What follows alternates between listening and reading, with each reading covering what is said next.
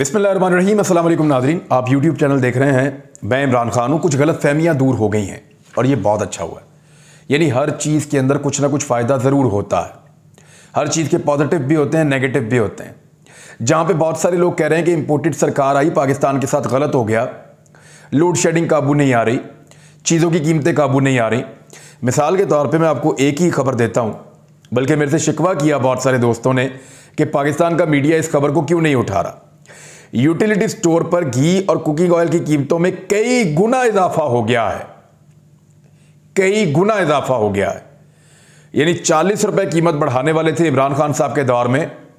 Media ने नाच नाच के घुंघरू तोड़ लिए थे और पाकिस्तान के मीडिया ने वो स्यापा किया था, वो पिट स्यापा किया था पाकिस्तान में कि उस वक्त की हुकूमत को वो फैसला वापस लेना पड़ा। इजाफा कितना हो रहा था? 40 रुपए का। अभी जो इजाफा हुआ है जरा उसको भी आप देखें। यूटिलिटी स्टोर पर मुख्तलिफ ब्रांड के घी और कुकिंग ऑयल की कीमतों में कई गुना इजाफा किया गया है और कीमतों में इजाफे का नोटिफिकेशन भी जारी कर दिया गया है। जो इजाफा है वो 208 रुपए है कम से कम, और ज्यादा से ज्यादा 250 रुपए तक का या इससे ज्यादा का भी इजाफा मुख्तलिफ घी और कुकिंग ऑयल के ऊपर हो चुका है। और कई कुकिंग ऑयल 213 से शुरू होते हैं, यानी जिसके बाद यूटिलिटी स्टोर पर कुकिंग ऑयल की फी लीटर कीमत 605 रुपए तक पहुंच गई है। घी की कीमत 560 रुपए तक पहुंच गई है। यह पाकिस्तान के साथ किया इंपोर्टेड सरकार ने। तो लोग गिला कर रहे थे कि वो मीडिया अभी नाच नाच के घुंघरू नहीं तोड़ रहा कई गुना इजाफे के बावजूद। इमरान खान के दौर में जब 20% इजाफा हो रहा था या 40 रुपए का वो इजाफा करना चाहते थे, तो इतना मीडिया ने रुला डाला, इतना पिट स्यापा किया कि उनको वो वापस लेना पड़ गया फैसला। लेकिन इंपोर्टेड सरकार और उन्होंने आज ही बहुत बड़े बड़े इश्तिहारात दिए हैं, तो इसका मतलब है कि मुश्किल होगा, मीडिया ये बात नहीं करेगा। लेकिन हम ये आज़ान देते रहेंगे, इसके बारे में हम बात करते रहेंगे। मैंने आपसे कहा कि बहुत सारी गलतफहमियां दूर हो गई हैं इस सरकार के आने के बाद। पहली गलतफहमी जो पाकिस्तान के लोगों को एक मुगालता लगा हुआ था, जो दूर हो गया, वो क्या है कि शहबाज शरीफ एक बेहतरीन एडमिनिस्ट्रेटर है, एक अच्छा मुंतजिम है। शहबाज शरीफ के आने के बाद पेट्रोल की कीमतें बढ़ गई, घी की कीमतें बढ़ गई, आटे की कीमतें बढ़ गई। आने के बाद सहाफ़ियों के ऊपर FIR हो रही हैं, फाशिस्ट किस्म का रिजीम है, लोगों के घरों पे छापे मारे जा रहे हैं, हर किस्म की जुल्म और ज़्यादती इनके दौरे हुकूमत में हो रही है, अद्वियात की कीमतें बढ़ गई। कोई एक चीज़ भी इनसे कंट्रोल या काबू नहीं हो रही। इवन चीज़ों की मार्केट में किल्लत हो रही है। तो ये सबको पता चल गया कि शहबाज शरीफ बेसिकली एक जालसाज था। पंजाब का एक बेहतर सूबा, बेहतर ब्यूरोक्रेसी के साथ इसको मिला हुआ था। ये उसके अंदर छोटी छोटी बड़ी बड़ी चीज़ें बना के तो ये साबित करता था कि ये बहुत बड़ा एडमिनिस्ट्रेटर है और इस तरह के मनसूबों में काम करता था जिनमें बहुत बड़े बड़े किकबैक्स हो सकते हैं। लिहाजा ये जालसाज जो है वो पकड़ा गया। ये मसरूफ दिखाई देता है लेकिन करता कराता कुछ नहीं है। अब लोगों को पता चल गया कि इमरान खान इससे बहुत बेहतर आदमी था। दूसरा जो मुगालता था या गलतफहमी पाकिस्तानियों की थी, वो ये थी कि इमरान खान के भी करप्शन के स्कैंडल्स आएंगे। यानी ये कहा गया था जो हुकूमत चली जाती है उसके जाने के बाद उसके करप्शन के स्कैंडल्स आते हैं, और इमरान खान के बारे में भी यही कहा गया था कि हुकूमत चली जाएगी, आप एक हफ्ते के अंदर देखना करप्शन के इतने स्कैंडल्स आएंगे कि तबाही फिर जाएगी। तमाम वजारतों ने अपनी अपनी वजारतों में चेक कर लिया, उन्हें करप्शन का कोई स्कैंडल नहीं मिला। वजीर फाइलों के साथ और दीवारों के साथ सर पटकते रह गए, बजाय इसके कि वो इमरान खान के स्कैंडल ढूंढते। उनको मिला तो क्या, एक फराह खान का नाम मिला और एक तोशा खाना मिला, और कुछ भी नहीं मिला। और ये वो दोनों चीजें हैं जो सबके सामने हैं। लिहाजा करप्शन के स्कैंडल इमरान खान के भी निकलेंगे, ये भी एक गलतफहमी दूर हो गई। यानी जरूरी नहीं है कि आप पाकिस्तान में वजीर आजम बने या हुकूमत में आए तो आप जरूर करप्शन करें। तीसरा एक बहुत बड़ा मुगालता दूर हो गया कि मुस्लिम लीग नून एक एंटी एस्टेब्लिशमेंट जमात बन चुकी है जो वोट को इज्जत दो का नारा लगा रही है। इन्होंने जिस तरीके से बूट को इज्जत दी है और बूट को चमकाया है इस खानदान ने, जिस तरीके से जिन लोगों को ये बुरा भला कहते थे या गालियां देते थे उनके तलवे चाटे हैं, इससे साफ जाहिर होता है कि इस खानदान को वोट की इज्जत का नहीं, सिर्फ इक्तदार की महरूमी का एहसास था और वो इन्होंने हासिल कर लिया है। और ये चाहे फौज को, इदारों को धोखा दें या कुछ भी करें, इनकी जितनी भी मुज़ामत होती है वो मफामत के लिए होती है, कभी भी इनकलाब की तरफ ये नहीं जा सकते। एक और मुगालता था कि माइनस इमरान खान पाकिस्तान तहरीक इंसाफ हो सकती है। इमरान खान को माइनस करने वालों ने बड़ा दिमाग लगाया, बड़ी कोशिश की। कोई कहता था जहांगीर तरीन, कोई कहता था अलीम खान, कोई कहता था शाह महमूद कुरैशी। तो जिसने इमरान खान को छोड़ा वो तारीख के कूड़ेदान में चला गया। यानी मैं ऐसे कहना नहीं चाहता, लेकिन जावेद हाशमी साहब की सियासत आज कहां है? आज कहां है जहांगीर तरीन साहब की सियासत? गो कि वो इमरान खान साहब की हुकूमत बनाने में बड़ा रोल प्ले किया, गिराने में भी, लेकिन कहां है उनकी अपनी सियासत? अलीम खान की सियासत कहां है? कहीं भी नहीं है। तारीख के कूड़ेदान में वो सारे चले गए। पांचवा एक और मुगालता था कि पीटीआई की कामयाबी फौज की वजह से है, या जो एटीएम मशीनें चलती हैं अलीम खान या जहांगीर तरीन और बाकी लोग उनकी वजह से है। तो कुदरत का करना ऐसा हुआ कि वो सारी की सारी एटीएम मशीनें दूसरी तरफ चली गई, वो पीएमएलएन के साथ चली गई। फौज का और इमरान खान साहब का जो रोमांस था वो भी ऐसा लगता है खत्म हो गया, और जो एक सपोर्ट थी वो भी नहीं रही। इसके बावजूद पाकिस्तान की तारीख के पै दर पै सबसे बड़े जलसे और जुलूस इमरान खान साहब ने किए, अपनी पब्लिक पावर शो की और सबको दीवार के साथ लगा दिया।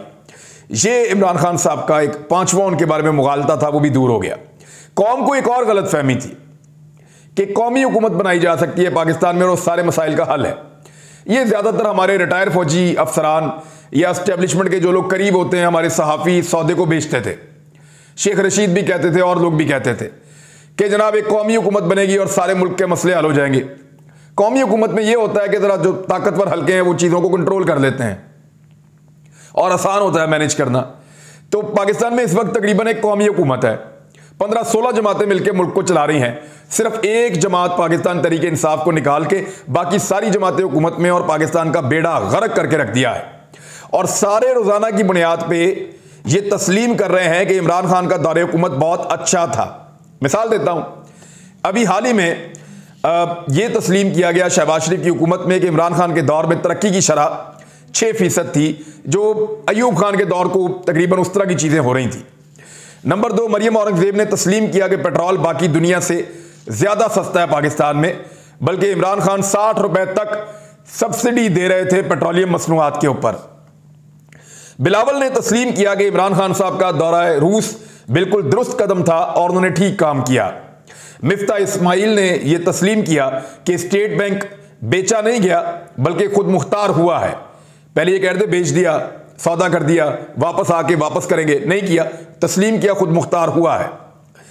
बिलावल ने आलमी कॉन्फ्रेंस में इमरान खान की जो कोरोना के ऊपर कारकर्दगी थी और जो स्मार्ट लॉकडाउन की पॉलिसी थी जिस पे वो यहां बैठ के वो उनका वजीर आला, उनके वालिद जरदारी या शहबाज शरीफ, बाकी सब लोग वो तनकीद करते थे, बिलावल ने इंटरनेशनली इस बात को तस्लीम किया और तारीफ की इमरान खान साहब की पॉलिसी की कोरोना के खिलाफ।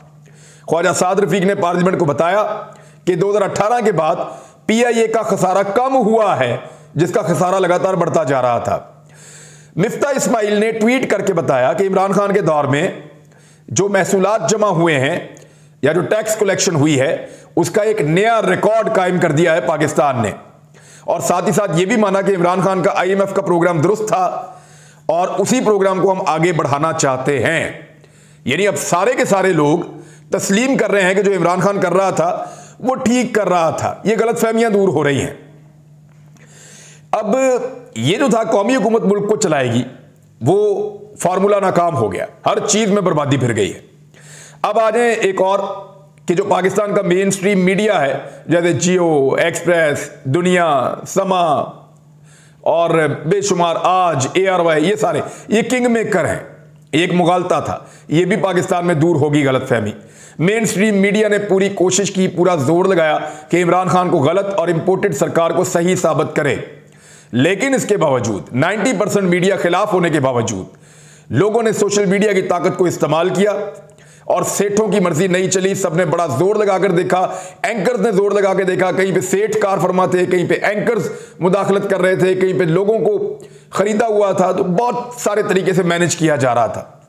लेकिन इसके बावजूद साबित हुआ कि अब पाकिस्तान के मीडिया में वो दमखम नहीं रहा कि वो किंग मेकर के तौर पे सामने आ सके या जिसकी चाहे हुकूमत लाएं और जिसकी चाहे हुकूमत गिराएं। एक 8वीं गलतफहमी और दूर हो गई कि इमरान खान जो है वो इदारों की कठपुतली है।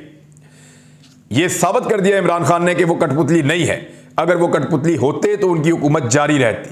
उन्होंने जो इख्तलाफात किए पाकिस्तान के लिए किए और उनकी वजह से उनकी हुकूमत खत्म हो गई। और अब पता चला कि इमरान खान से ज्यादा मुज़ाहमत किसी वज़ीर आज़म ने की ही नहीं।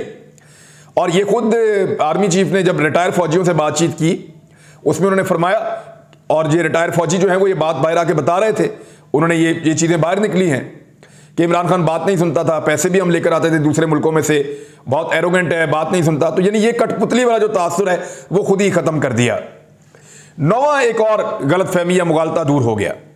शरीफ बरादरान के जो मुसलमान ममालिक हैं उनके साथ बड़े बरादराना और बड़े अच्छे ताल्लुकात हैं, ये भी एक मुगालता था। और ये इंतहाई भोंडा मुगालता था। जिस जिस मुल्क में गए किसी ने एक टका इनको नहीं दिया। सऊदी अरब और यूएई कह रहे हैं कि पहले जाके IMF की शर्तें मानो, उनकी मिन्नतें करो, अमेरिका और IMF की सारी बातें मानो, उनकी बातें मानने के बाद जब वो आपको पैसे दे देंगे तो हम भी आपको दे देंगे। और जाती ताल्लुकात इस नौयत के हैं कि सऊदी अरब ने जो $3 अरब रखे हुए थे उनमें तोसी के लिए भी जो है वो पाकिस्तान के आर्मी चीफ को मुबैना तौर पर, क्योंकि रब्ता हुआ था, मुदाखलत करनी पड़ी है। और इस तरह इनकी इज्जत जो है वो बची है पाकिस्तान की, वरना इनके कोई जाती मरासम या ताल्लुकात तो दिखाई दिए नहीं। 10वीं जो गलतफहमी थी पाकिस्तानियों को कि मरियम नवाज एक मुअस्सर लीगी रहनुमा है। इमरान खान साहब और मरियम नवाज दोनों ये बात बार बार मरियम नवाज साबित करती हैं और इमरान खान साहब क्लेम करते हैं कि पाकिस्तान तहरीक इंसाफ का सबसे बड़ा असासा मरियम नवाज है, जो पाकिस्तान तहरीक इंसाफ के लिए बहुत फायदेमंद साबित होती हैं हर मौका के ऊपर। और लोग समझते थे कि वो मुज़ाहमत की सियासत और ये और वो, तो मरियम नवाज की अपनी सियासत को भी डेड कर दिया है और आजकल वो बहुत गुस्से में दिखाई देती हैं जब भी मीडिया पे नजर आती हैं। 11वीं गलतफहमी ये थी कि फजलुर रहमान एक बड़े जीरक सियासतदान है, बहुत समझदार। फजलुर रहमान साहब ने अपनी आधी पार्टी भी खराब कर ली। खैबर पख्तूनख्वा में थोड़ा अर्सा पहले मुश्किल इलाकों में इलेक्शन जीता था और ये सारी हरकत करके एक तो बच्चों के आगे दलील होते रहे, यानी बिलावल भुट्टो जरदारी, मरियम नवाज बार बार वो शिकायतें भी लगाते थे, उनको प्रॉब्लम भी होता था और वो सारी प्रॉब्लम रिपोर्ट होती रही है। तो फजलुर रहमान साहब के साथ प्रॉब्लम ये हुआ कि उन्होंने अपनी पार्टी की मकबूलियत को खराब कर दिया। और हुआ ये कि अब खैबर पख्तूनख्वा में जो आखिरी इंतखाबात हुए हैं उनमें उनको इबरतनाक शिकस्त हुई है और अभी उनकी पार्टी बहुत डाउन जा रही है, बहुत परेशान है। 12वीं एक और गलतफहमी दूर हो गई कि इमरान खान के पास टीम नहीं है और नून लीग के पास बहुत अच्छी टीम है। तो नून लीग की टीम की आपने चेक कर लिया उनको, यानी इमरान खान की टीम बहुत बुरी, टीम बहुत बुरी, यही कहते थे ना। नून लीग की टीम आई है, पीपल्स पार्टी की टीम आई है, वजारतें उनके पास हैं, किसी एक वजारत में करप्शन निकाल के दिखाएं ना। पीटीआई ने बेहतरीन परफॉर्म किया है, ये नून लीग वाले तस्लीम कर रहे हैं, एक एक चीज, एक एक नुक्ता तस्लीम कर रहे हैं। लोड शेडिंग को कैसे उन्होंने काबू किया था, महंगे फ्यूल को कैसे उन्होंने कंट्रोल किया था, महंगाई को कैसे उन्होंने बंद करके रखा हुआ था, पब्लिक को कैसे उन्होंने फैसिलिटेट। ये इमरान खान की टीम है जिसने आलमी वबा एक आई कोरोना, उसको भी कंट्रोल किया और इस बीच में पाकिस्तान को बेहतरीन सियाती मुल्क का स्टेटस भी दिलवाया। तो इमरान खान साहब की टीम साबित हो गया कि PMLN की टीम से बहुत बेहतर रही है। 13वीं एक और आपकी गलतफहमी है, वो भी दूर हो गई कि जो हमारे ताकतवर हल्के हैं इस मुल्क के अंदर या एस्टेब्लिशमेंट, उनकी हर असेसमेंट ठीक होती है या वो सब कुछ जानते हैं, उनको सब कुछ पता है। तो ऐसा नहीं हुआ, यहां पे बहुत कुछ उसके बरक्स हुआ है, आप बेहतर जानते हैं, इसकी डिटेल में मैं ज्यादा नहीं जाना चाहता। 14वीं एक और गलतफहमी दूर हुई कि पाकिस्तान की अदलिया मुकम्मल तौर पे आज़ाद और बड़े खुल के फैसले आ रहे हैं। इसके ऊपर सवालात पाकिस्तानियों ने उठाए। आम पाकिस्तानियों का यह कहना है कि उनको अब इस बात पे यकीन नहीं रहा कि पाकिस्तान की अदलिया के अंदर जो फैसले हैं वो बहुत इंडिपेंडेंटली होते हैं। ये आम पाकिस्तानियों की राय है, मैं ये राय आप तक पहुंचा रहा हूं और सोशल मीडिया पे ये राय भरी पड़ी है। लोगों का ये कहना है कि बहुत दबाव होता है अदलिया के ऊपर फैसले करने के हवाले से और पॉलिटिकल पार्टियां जोर डालती हैं, जलसे जुलूस करती हैं, इसमें मुख्तलिफ पॉलिटिकल पार्टियां हैं, इधर वाली भी उधर वाली भी, और बहुत प्रेशर क्रिएट करती हैं अदालतों के ऊपर और हर एक की अपनी अपनी तशरीह है इस मामले को लेकर। तो अदलिया की आज़ादी के ऊपर भी एक सवाल पैदा होता है। अब 15वीं एक और बहुत बड़ी गलतफहमी कि ये PMLN या PDM की जमातें या पीपल्स पार्टी ये जमहूरियत पसंद है और ये आज़ादी इज़हार राय के हक में है। जितने मुकदमे इनके दौर में सहाफ़ियों पे हुए हैं, इमरान खान के पूरे दौर के अंदर इससे आधे भी नहीं हुए। जितना इन्होंने फाशिज्म दिखाया है, लोगों की आवाज़ को दबाने की कोशिश की है, इमरान खान साहब के पूरे दौरे हुकूमत में ऐसा नहीं हुआ। और एक और मुगालता या एक और गलतफहमी जो 16वें नंबर पे है, जो दूर हो गई है कि लोगों को फर्क नहीं पड़ता, पाकिस्तान में जो मर्जी आप करें, ये वज़ीर आज़म को कान से पकड़ के निकाल दें, उसको ले आए, इसको उठा दें, उसको। इस मरतबा ये तजर्बा महंगा पड़ गया। जैसे ही इमरान खान साहब को निकाला क्योंकि लोगों को फर्क इसलिए नहीं पड़ता था, सबके करैक्टर एक जैसे थे। ये एक साफ करैक्टर का आदमी था, नीट एंड क्लीन आदमी था। जिस वक्त इसको निकाला रोला पड़ गया, पूरे पाकिस्तानी सरापा एहतजाज हो गए और इतना शोर मचा इस मुल्क के अंदर कि लोगों ने मानने से इनकार कर दिया कि नहीं भाई, इस आदमी को हम बाहर नहीं जाने देंगे, और वो तहरीक अभी तक नहीं रुक रही। जाते जाते आपको बताऊं कि राणा सनाउल्लाह साहब ने धमकी लगा दी है कि दोबारा अगर इमरान खान ने लॉन्ग मार्च का ऐलान किया तो फिर गिरफ्तारियां होंगी, फिर रुकावटें लगाएंगे, और मैं देखूंगा इस मरतबा कैसे रुकावटें अबूर करते हैं। तो ये सुप्रीम कोर्ट ऑफ पाकिस्तान को इसका नोटिस लेना चाहिए। सुप्रीम कोर्ट ऑफ पाकिस्तान अहकामात अगर जारी करती है, क्योंकि इमरान खान साहब ने उसके साथ मशरूत कर दिया अपने लॉन्ग मार्च को, अगर तो सुप्रीम कोर्ट ऑफ पाकिस्तान उनको बगैर रुकावटों के इस्लामाबाद आने की इजाज़त देती है तो एक अलग सिनेरियो होगा। लेकिन अगर उनको इजाज़त नहीं मिलती और हुकूमत इसी हथकंडों पर रहती है तो फिर पाकिस्तान में इस मरतबा PMLN को हज़ारों अफराद को गिरफ्तार करना पड़ेगा, और जेल भरो तहरीक भी हो सकती है, हड़ताल भी हो सकती है, धरना भी हो सकता है, शहर शहर के अंदर लॉकडाउन भी हो सकता है, बहुत सारी चीज़ें हो सकती हैं। इमरान खान साहब ने कहा कि उनके पास मल्टीपल ऑप्शंस हैं। अब जमहूरियत का तकादा तो ये है कि हुकूमत उनको फ्री हैंड दे, वो आए आके इस्लामाबाद में, जैसे इमरान खान साहब उनको आने देते थे वैसे ही वो भी आने दें, और इमरान खान साहब को वैसे ही आगे सब कुछ अपना करने दें जैसे फजलुर रहमान साहब आगे करते थे। लेकिन हुकूमत डरी हुई है। अब तक के लिए इतना ही। अपना ख्याल रखें, अपने इस चैनल का भी। अल्लाह हाफिज़।